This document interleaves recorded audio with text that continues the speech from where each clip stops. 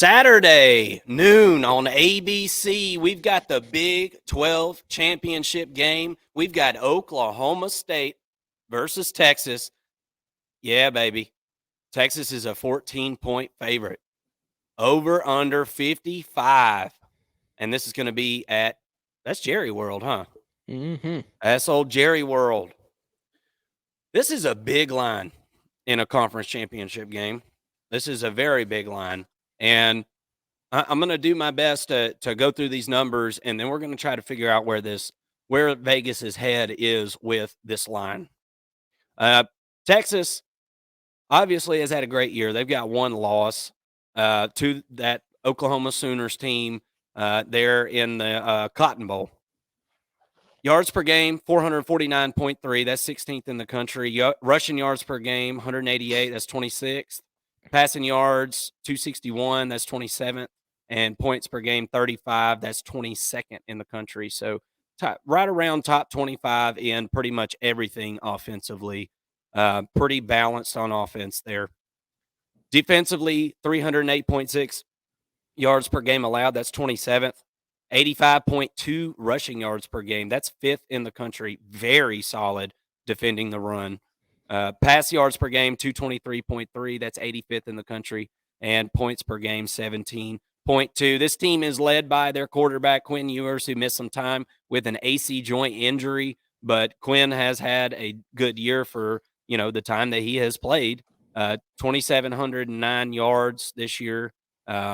He's coming off a game where he was 17 of 26 for 196 yards and an interception and a touchdown. That was against Texas Tech this past week. Absolutely ran roughshod over the Texas Tech Red Raiders 57-7 this past week. Xavier Worthy, Adonai Mitchell, and Jatavian Sanders all round out the top receivers for this Texas Longhorns crew. All you Georgia fans know A.D. Mitchell well, and I suspect A.D. Mitchell will be on one for the Big 12 Championship game because that's just what he does.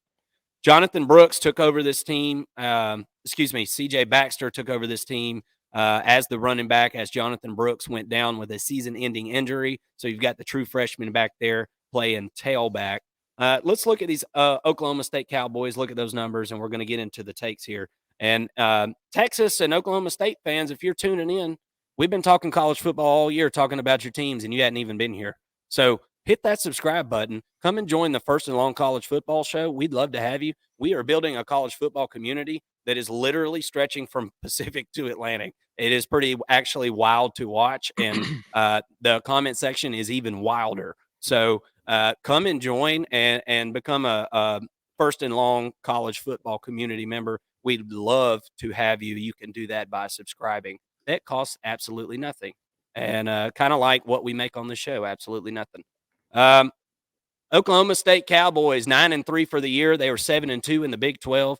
I think everybody sold this team down the river, Mason. They lost that game to South Alabama earlier this year. What was it? 33-7. Mm-hmm. And everybody that had any kind of Oklahoma State theoretical stock sold it. They were said, no, I'm out of here. And for good reason. The team looked really, really bad. But they seem to have turned it around. And Van Gundy, man, he's just got to be an unbelievable coach. He just has to be, because that's the only explanation that I can figure for this Oklahoma State team to finish 9-3 this year after losing everybody they did to the transfer portal last year. This offense has generated enough firepower to get where they needed to go, apparently. 425.3 yards per game. That's 30th in the country. Rush yards per game, 167.3. That's 58th in the country. Pass yards per game, 258. Alan Bowman's done a good job. Got them to 30th in the country there. And they average 30.2 points per game. Defensively, this is kind of where the numbers are not so much in the Cowboys' favor. They average giving up 10 yards less than what they average gaining on offense, right? So kind of almost just a wash there. They're 113th in the FBS in yards per game allowed, 104th in FBS in rush yards per game allowed, 114th in pass yards per game allowed, and 78th in scoring defense. This offense is obviously ran by the one, the only, the Ollie Gordon. 1,579 yards rushing. That guy is the straw that stirs the drink. There's zero doubt about that. The next closest rusher on the team's got 197 yards. So it's either Ollie Gordon or Ollie nothing, okay, as far as rushing for this team. Alan Bowman, obviously, I said, is your quarterback. He's done a good job there. Brennan Presley is your leading receiver, along with Rashad Owens and Leon Johnson III. So with all our numbers unpacked and the matchup set up here, how do you see this game playing out? And what are the keys to victory for each team in this one, Mason? Yeah, I think you covered a lot of them, indirectly. But, this game opened at 10. So, and that was before we saw the games last week. It was kind of a hypothetical opening with Oklahoma State, and at 10 points, Texas was favored until we saw Oklahoma State struggle with BYU last week and almost not make it. They almost missed the freaking bus, man. If they would have lost that game, Oklahoma would have been in this matchup. And many think a more suited Oklahoma team to take on Texas, as they did beat them earlier in the season. But nonetheless, everybody is kind of putting their money on Texas to cover. Up until now, I think 14 is probably a number where it'll sit at. That's a nice round number. It's a pushable number for sure. But, Texas has had some close games this season, notably when their starting quarterback Quinn Ewers was hurt, but they managed to win every game except for that OU game, their big rivalry game, and are coming off of a big 50-point win over in-state rival Texas Tech. Oklahoma State beat that Oklahoma team that Texas lost to, and that was the tiebreaker that sent this team to the championship game. But since then, Oklahoma State has been beaten down by UCF and etched out a win last week against BYU in double overtime. Again, important because if they would have lost that game, OU would have been here instead. But both of these teams have had very difficult paths to get to this game, very different paths, to get to this game.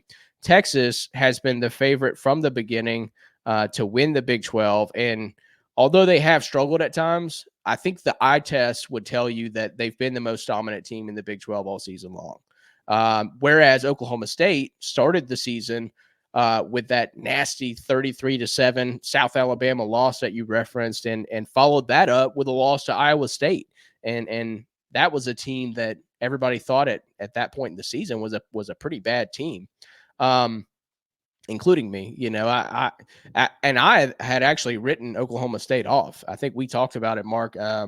Shortly after those two losses, we liked Oklahoma State going into the season, but after that, we said, man, this is not a very good team at all. Well, then a guy named Ollie Gordon started getting more involved in the run game and basically put the Big 12 world on notice. In 8 of his last 9 games, Gordon tallied up 1,446 yards and 18 touchdowns, averaging almost 27 yards per game. He literally put the team on his back in a lot of ways. And I think it's safe to say that Oklahoma State found something in the sophomore, and that he is the straw that stirs the drink, as you said. Someone that has benefited from Gordon's play is the quarterback, Alan Bowman. His completion percentage has increased since that Iowa State loss, and I think a lot of that is a result of Gordon taking that pressure off of him. One thing to me, though, that he's got to do a better job of is the interceptions. He has more interceptions than touchdowns this year, including 2 last week in the game against BYU, a game that they really should have won handedly and ended up needing to go to double overtime to win. He will need to limit the turnovers in this game if he's going to give his team a chance to win. Brennan Presley is his main target, but I look to see him take some shots downfield with Leon Johnson, who's more of a big play threat. He's averaging 16.5 yards per catch. Let's see if they can get something going in the run game with Ollie Gordon and open up those play action shots. Scoring on Texas, though, is not something that many teams have been able to do. Their defense, it gives up an average of 17.2 points per game, which is 12th in the country.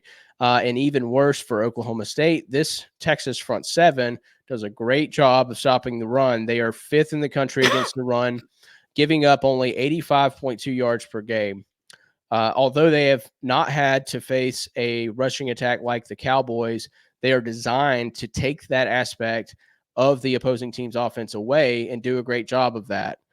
Offensively, Texas has some serious weapons. You mentioned it, Mark, but their pass catchers, especially, I've been really impressed with. They've got a couple of really good pass catchers on the edge with Xavier Worthy and Adonai Mitchell, and also the tight end Jatavion Sanders. They're all averaging more than 13 yards per catch, so really efficient. They all have home run potential in this game. And they may have to rely more on those pass catchers for the rest of the season, as they are really banged up in the backfield. Jonathan Brooks is out for the season, and CJ Baxter is listed as day-to-day. But running back Jaden Blue, it's funny because I was looking at this. They have a running back whose last name is Blue, and they have a running back whose last name is Red. Which one do you want to go with, blue or red? I guess they tend to take the blue pill, because Jaden Blue is averaging more than 6.7 yards per carry. I think he only has under 30 carries on the season, but I think he's more than capable of stepping up if his number is called. Speaking of banged up, this is Quinn Ewer's 4th game since his injury, or since coming back from his injury. Not much drop off in terms of production from him, besides a slight dip in completion percentage. I look to see him play a great game this week against a pretty terrible Cowboys defense. I think he's only getting healthier, right? And this is a good defense to kind of get healthy against. So overall, whether Texas wants to run the ball or throw, I think that they should be able to sustain drives and score a lot in this game. This is a bad matchup for Oklahoma State. And I think this is a game that you'll want to turn off by halftime if Ollie Gordon is shut down. I don't trust Bowman to make plays, and I think he turns the ball over in this one as well. My prediction: I've got Texas covering, and I've got the under hitting. So give me 37-14 Texas over the Cowboys. That is not where I thought you were going with that. Okay, so I like that pick. So here's the deal. Can Oklahoma State figure out a way to be effective with Ollie Gordon? Because this Texas team you're not going to go run up the middle on this team. That's not going to happen. Oklahoma State, I don't think, is physical enough to just go run at this defensive line of Texas and road grind them. I just don't think that's going to happen. Mm-hmm. So can you use an extension of the run game? Can you pass it out onto the edges of this defense? Because I think that's where the weakness is.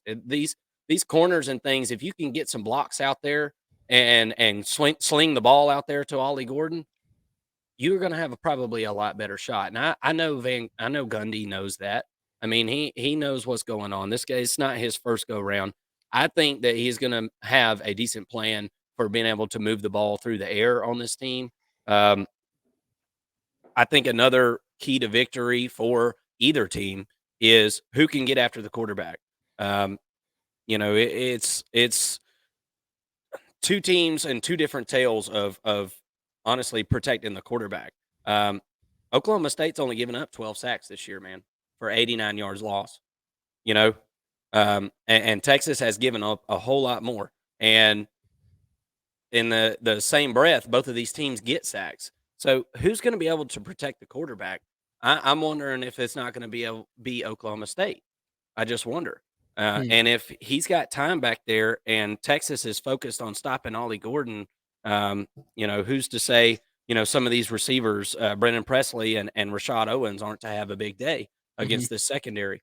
So I am going to go against you on this one, and I'm going to say Oklahoma State to cover, and I'm going to say the over on this game.